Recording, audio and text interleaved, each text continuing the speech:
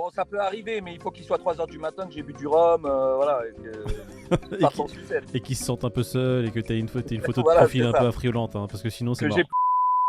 On a Binance, suspecté de blanchiment d'argent, qui aurait ouvert Binance US pour se couvrir de la connerie qu'ils avaient fait sur Binance, la première entité. Il nous reste le minage en Europe interdit cet hiver. Ouais. Le cabinet Roche-Friedman par rapport à l'affaire Tether et la SEC, il est pas mis hors de cause, mais en tous les cas, il est enlevé du procès. Ouais. On a l'enquête aux USA concernant FTX et encore les histoires de commodities au Texas. Tout à fait. Voilà. Voilà. Bon les gars, elle est dure comme l'affaire cabinet Roche-Friedman écarté de l'affaire Tether. Qu'est-ce que t'en penses? Ouais, on en a parlé il y a quelques, peut-être pas quelques mois, mais quelques semaines déjà. Pete avait bien suivi la news. Refais-nous quand même l'historique, Pete. C'est le cabinet Roche-Friedman, tu sais, qui avait été pris par Avalabs. Il Avalabs. avait embauché ce cabinet pour nuire aux autres et aux concurrents. Je ne sais pas si vous vous souvenez, on avait même dit que d'ici peu, on apprendrait que tous les acteurs du monde de la crypto ont embauché des cabinets d'avocats pour nuire aux concurrents. Bon, ils étaient liés au procès, tu sais, de Tether et Bitfinex contre la SEC. Et donc, apparemment, ils ont été retirés du procès. Donc là, il n'est plus question d'eux ou quoi que ce soit. Tether et Bitfinex vont devoir se débrouiller tout seuls face à la SSI. Ce cabinet-là d'avocats qui avait été un petit peu au centre de l'affaire, ne l'est plus. C'est juste les juges qui se disent non mais c'est trop bizarre. C'est vrai qu'ils sont liés dans toutes les affaires. Ils vont faire office de précaution et dire bon les gars, même si c'est pas vrai, dégagez. C'est Ouais, bon. dans le doute, ça dégage. Une juge du district sud de New York qui a dit qu'elle voulait les enlever du procès parce que ça ferait dérailler le litige. Donc déjà, j'aimerais bien savoir pourquoi, en quoi le cabinet d'avocats aurait fait dérailler l'affaire en cours. Et ils disent même que le cabinet Roche-Friedman pourrait être également écarté d'autres affaires impliquant des acteurs de l'industrie crypto. Ça veut dire que ce qu'on avait sous-entendu, il se peut que le cabinet Friedman ait été embauché par plus d'un acteur. Ça, tu te rends compte qu'on a trollé, on a trollé pour le coup, mais en vrai, c'est ce qui peut se passer, quoi. L'avocat, parce qu'il a fait ça, le cabinet d'avocats, on peut le squeezer parce qu'il serait susceptible de faire la même chose ou une autre dinguerie similaire, tu vois, c'est ouf quand même. Moi, je pense qu'il faut bien qu'on retienne ce nom, le cabinet Friedman, là, parce qu'on va en entendre parler, je pense, dans les années à venir. Je pense que ces histoires-là de trafic, enfin pas de trafic, mais en tout cas de cabinets d'avocats qui sont embauchés dans le seul but de nuire et de protéger les intérêts, je pense qu'on va en apprendre d'autres dans les mois à venir. Je pense que c'était pas les seuls à Valabs. J'ai pas de bonnes nouvelles en fait quand je regarde les news aujourd'hui. C'est que des trucs sales, c'est que des trucs sombres.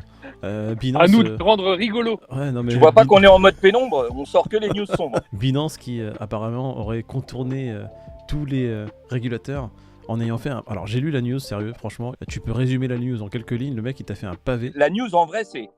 Binance avait été accusé de blanchiment d'argent par la SSI il y a un moment de ça, à l'époque où il s'implantait aux États-Unis.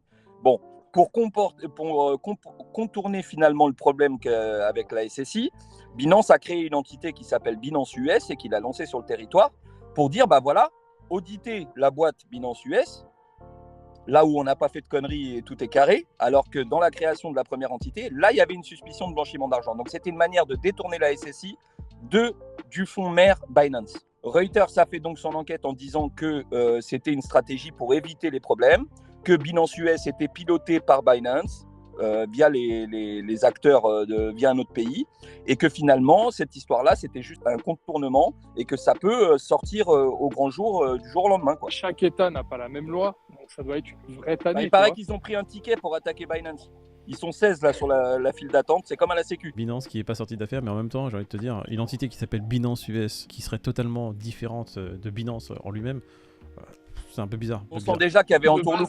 Oui, voilà, de base, méfie-toi. C'est ça, FTX dans la sauce également. Ils sont face à l'état du Texas, le Texas State Security Board. Donc c'est la SEC du Texas. Le Texas il s'ennuie en ce moment là-bas. Donc, FTX qui a racheté qui a fait une proposition de rachat de Voyageurs Digital qui est en faillite, qui a dit j'aimerais rembourser moi tous les utilisateurs de Voyageurs Digital, donc tous ceux qui sont liés de près ou de loin à Voyageurs Digital, retrouveraient leurs fonds. Et t'as l'état du Texas qui arrive et qui dit non, moi je fais comme la SEC là, ça c'est des securities, hein, c'est bizarre, il faut les attaquer. Donc on est toujours sur ce flou des commodities, de ce qu'on appelle des valeurs mobilières ou pas, et c'est souvent là-dessus que se base la SSI pour attaquer l'environnement crypto, on va dire, ou du moins blockchain. Donc là, c'est encore le cas pour FTX avec l'État du Texas. Donc est-ce que ça va être un coup d'épée dans l'eau comme ça a l'air d'être le cas sur les autres? On ne sait pas trop, on va laisser ça avancer gentiment. La position de FTX, c'est nous avons une demande active de licence qui est en attente et nous pensons que nous opérons dans les limites de ce que nous pouvons faire actuellement. Voilà, après le reste, ça sera le procès et justement tout ce tintouin. C'est devenu la cible, tout ce qui est lié au domaine crypto. Dès qu'on peut attaquer, dès qu'il faut attaquer, dès qu'il y a une possibilité d'attaquer, ils attaquent. C'est pour ça que c'est la surenchère avec les gros exchanges comme FTX et Binance pour dire qu'ils sont à fond dans les réglementations et qu'ils font même plus que ce qu'on leur demande. Tu vois, c'est justement pour éviter ce genre de problème. Tu dois limite créer un exchange par État avec.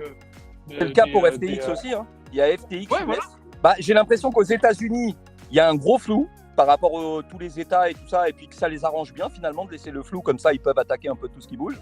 Et en Europe, par contre, le cadre est trop serré et on va avoir l'effet inverse. On aura un cadre réglementaire trop serré qui ne nous permettra pas d'en sortir, alors qu'il faut adapter, parce que rien que dans les NFT, faire une législation globale paraît un peu désuet, parce que les NFT, c'est tellement large comme champ que faire une loi pour encadrer les NFT, je trouve que c'est peut-être un peu limité. Et de l'autre côté, donc aux États-Unis, eux, c'est un peu vague et du coup, tu peux te lancer à peu près dans tout, mais tu risques d'avoir la patrouille qui te rattrape. T'as le tacle qui arrive par derrière. En Europe, j'ai l'impression qu'ils se trompent de combat, tu vois, par rapport, on va en parler, le minage de Bitcoin interdit. Il n'y a pas de, tu vois, il y a pas de demi-mesure. Ouais, mais c'est pas pareil. C'est parce qu'on est en restriction là. Il y a des problèmes de réapprovisionnement. L'électricité, c'est devenu une denrée rare. Donc, on va pas gâcher l'électricité pour miner cet hiver quand même. Même si ça c'est bien connu. C'est bien connu qu'en Europe, c'est là où il y a le plus de minage de Bitcoin. En plus, tu vois. Bah oui. Forcément, il faut l'interdire. Ils indiquent qu'il y aurait 10% de minage en Europe. Non, si attendez, ils sont trompés, c'est 20%. C'est, 20%, en fait, t'en avais un autre qui a dit 20, attends. et derrière t'en avais d'autres qui disaient 30%, et en fait c'est 10% qui a gagné parce que c'était le cousin du père, celui qui était en train de présider du truc. Les chiffres ils sont bizarres parce qu'ils disent par exemple que l'Irlande représenterait 8% ou 9%, mais il n'y a pas 9% d'électricité globale en Irlande qui mine, tu vois. C'est juste, après ils disaient que c'était peut-être les mineurs chinois qui utilisent des VPN et qui sont basés en Irlande. Ça fausse les chiffres. Bon, en attendant, leurs chiffres, ils sont à vérifier, je pense. Non, les chiffres sont à vérifier. On va résumer cette news en disant qu'ils avaient besoin d'un effet d'annonce, ils avaient besoin de détourner l'attention des gens sur un sujet qui allait faire clivage, qui allait vraiment faire, on va dire, les gros titres. Et ils se sont dit, tu sais quoi, si demain il n'y a plus d'électricité en Europe, ça sera le Bitcoin. Et ça permettra d'avoir une porte de sortie, en fait, à nos chers gouvernants. Pour se détourner un peu de tout ce qui va se passer. Le mot Bitcoin, donc c'est le mot le plus connu de la crypto pour l'utilisateur lambda, plus pénurie d'électricité, comme tu dis, voilà, c'est le jackpot. Tu vois, on parle de pénurie d'électricité, on parle d'interdiction du minage, et on voit le Bitcoin qui est en berne aujourd'hui, le Bitcoin qui se retrouve à 19 287$, l'Ethereum qui est à 1304$. Bon bah écoute, les effets d'annonce font aussi leurs effets sur le marché. Donc non, c'est une blague, hein, c'est pas l'article sur le minage qui va être interdit cet hiver. Ouais, j'allais dire, mais c'est quoi l'idée non, c'est le bear Après market. le minage, ils sont trop mignons les mecs, mais dans les faits, ils vont faire comment pour interdire le minage en Europe Les grosses entités qui minent, ok, je veux bien qu'il y ait un contrôle mais le mec qui est chez lui en train de miner, ils vont venir comment? Ils vont venir l'éteindre la lumière c'est presque comme le nom du chien à David. C'est pas Pinky, viens ici Pinky, c'est Linky. Linky Viens là Linky, on va te couper. Linky, tu vois, ce petit boîtier que t'as chez toi vert, qui lui permet de savoir exactement à quoi correspond chaque pan d'électricité. Ça veut dire qu'il sait que t'as une télé, il peut même savoir quel modèle de télé t'as en fonction de la consommation énergétique et du comportement énergétique.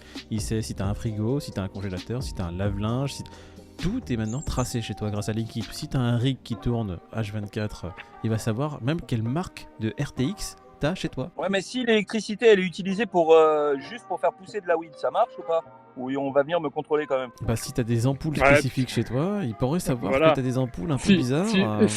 Si t'as des ampoules Alexa connectées, c'est chaud frérot. Tu sais que... Alexa, allume la weed. Alexa, je plaisante avec ça. White Widow. Je plaisante avec ça. Mais fut un temps, t'avais les hélicos de la gendarmerie, tu sais, qui survolaient certaines villes avec des caméras thermiques pour voir s'il y avait des mecs qui faisaient pousser de la weed. C'est comme ça que ta grand-mère s'est fait choper, Peter. Hein. On le sait, ça.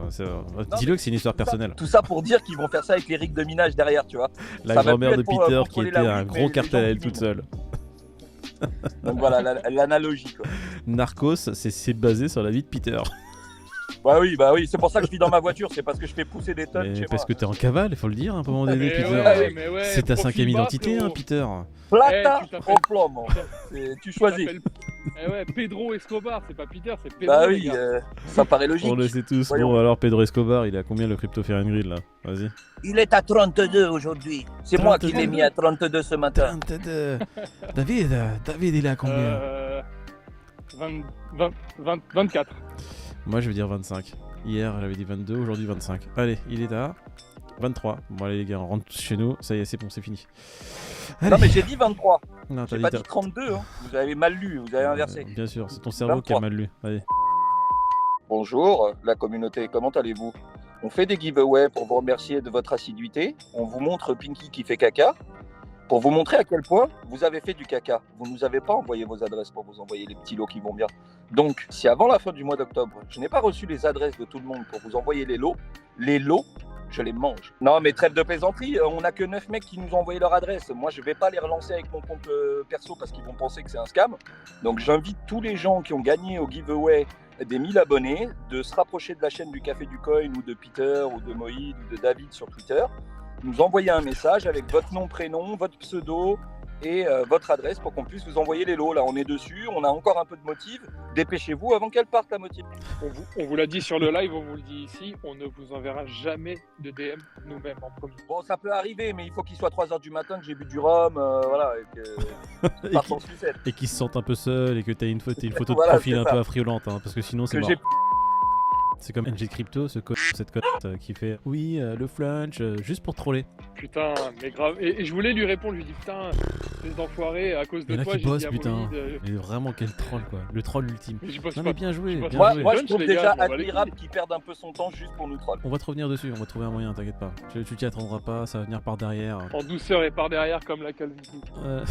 En douceur et par derrière comme la calvitie. Oh putain, elle est sale. Elle est dure l'image. celle-là.